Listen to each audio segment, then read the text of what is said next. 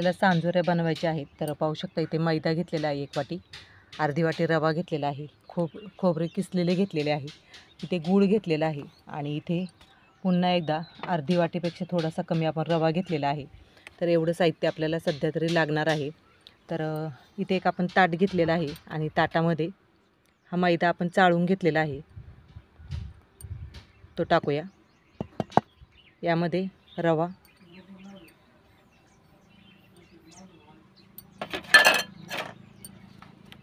थोडं मिक्स करून घेऊया आपण.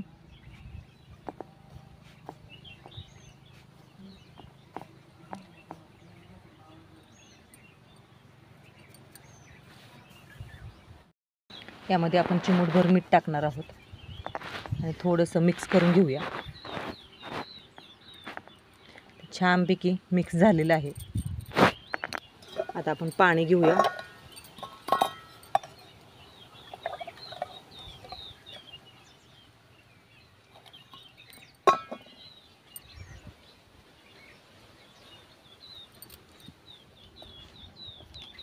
थोडं थोडं पाणी टाकून छानपैकी घट्ट गोळा बनवून घ्यायचा आहे.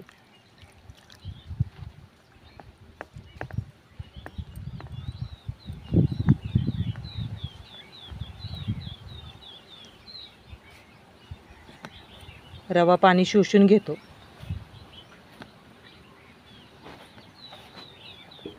थोडं थोडं पाणी करून आपण छानपैकी पीठ तयार करून घेऊया.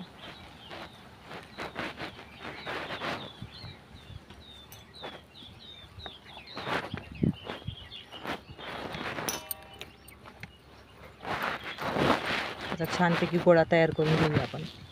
तर पाहू शकता मस्तपैकी आपण इथे रवा मळून घेतलेला आहे. पाहू शकता रवा इथे आपण छानपैकी पातळसर वाटत आहे, परंतु नंतर हा फुलला जाईल. तर आता ही झाकण ठेवूया आपण हे झाकून ठेवणार आहोत, म्हणजे रवा छान फुलला जाईल.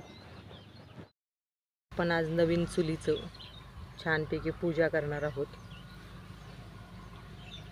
तर इथे मी हळदी कुंकू घेतलेला आहे.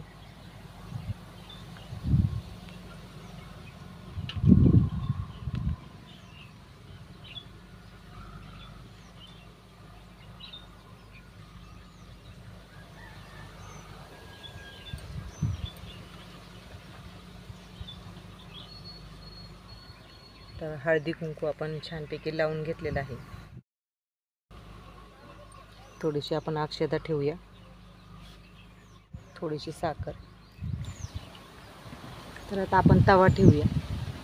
एकीकडे आपला तवा तापत आहे आणि दुसरीकडे आपण कढई ठेवलेली आहे.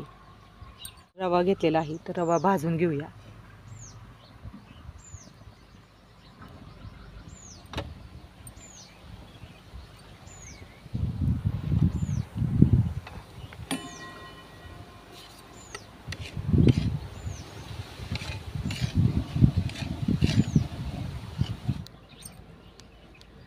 तर या कढईमध्ये आपण जो गूळ घेतलेला आहे तो गूळ टाकून घेऊया.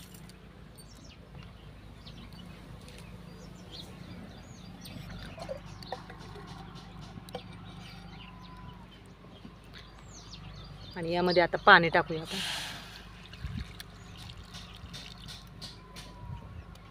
तो गूळ चांगला विरघळून द्यायचा आहे, तोपर्यंत आपला रवा भाजत आहे. रवा छान खरपूस असा भाजून घ्यायचा आहे.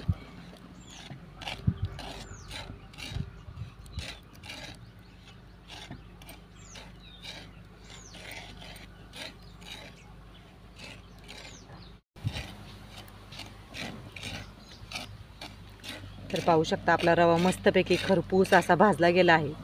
पाहू शकता मस्तपैकी कलर बदलला आहे. हा तवा आपण उतरून ठेवूया.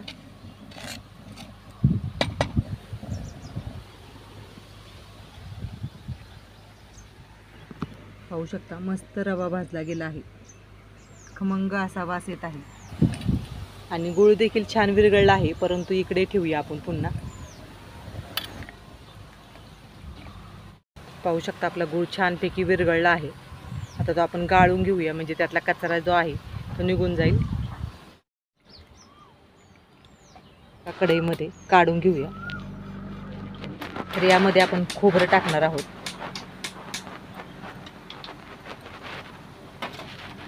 खोबरं छान आपण मिक्स करून घेऊया.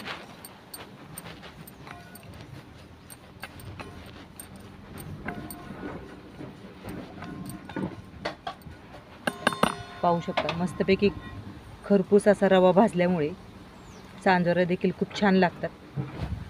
आता हे जे पाणी आहे गुळाचं ते आपण टाकून घेऊया.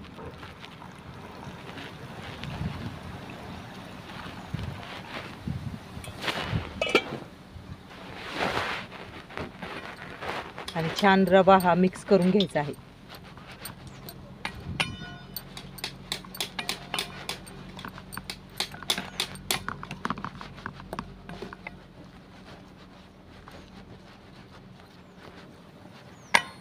तर यामध्ये आपण पुन्हा थोडंसं टाकूया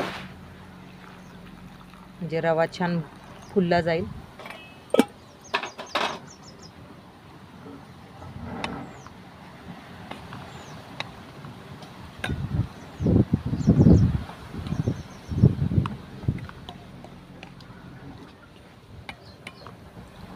पाहू शकता मस्तपैकी मिक्स झालेला आहे.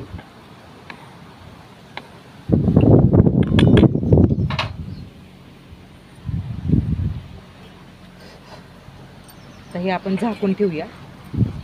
तर हे आपल्याला एक 5 ते 6 तास भिजत ठेवायचं आहे किंवा आदल्या दिवशी रात्री भिजत ठेवलं तरी चालू शकते आणि दुसऱ्या दिवशी सांजोऱ्या करायच्या.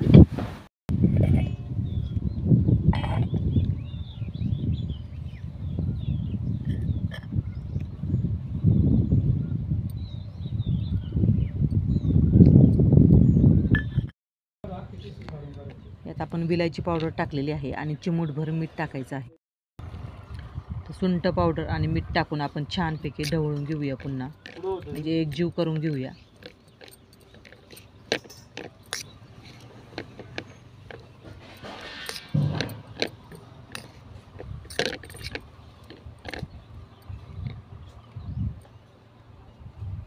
तर मस्तपैकी सुक्क झालेलं आहे पाहू शकता आणि चव देखील खूप छान लागते.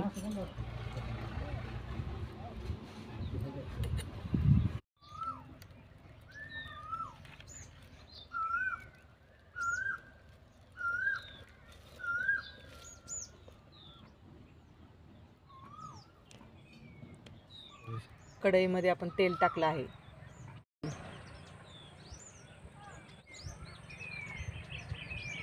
आणि छानपैकी हे मिश्रण भिजलेलं देखील आहे, फुललं आहे आणि कोरडं झालेलं आहे. यात आपण सुंठ टाकलेले आहे आणि किंचित मीठ टाकलेलं आहे आणि तर पाहू शकता आपलं पीठ देखील छानपैकी भिजलं आहे. आता इथे आपण थोडासा मैदा घेतलेला आहे आणि छोटे छोटे गोळे करून घेऊया.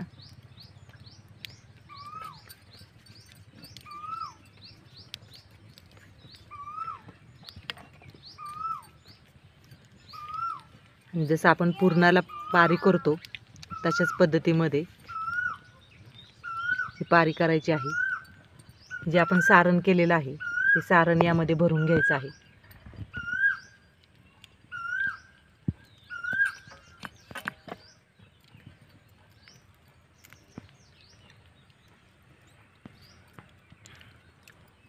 आणि पुन्हा गोळा बंद करून घ्यायचा आहे.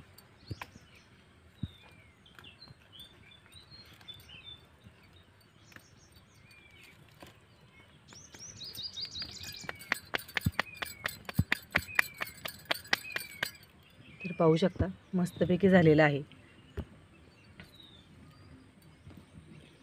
आता पीठ लावून आपण लाटून घेणार आहोत.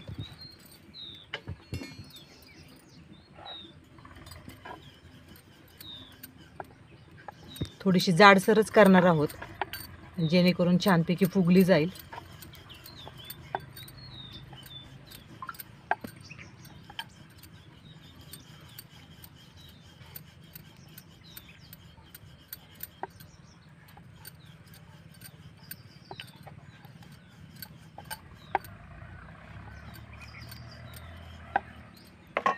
तर पाहू शकता अशाच पद्धतीमध्ये आपण छानपैकी लाटून घेणार आहोत.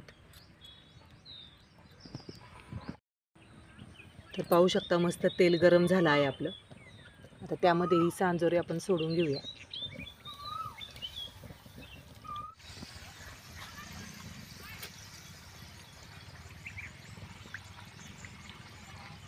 तर पाहू शकता मस्तपैकी टम्म फुगली आहे आपली सांजोरी.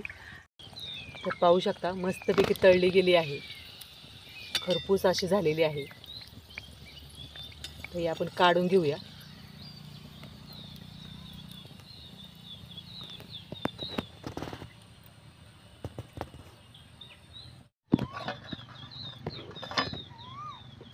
पाहू शकता मस्तपैकी झालेली आहे, खरपूस अशी.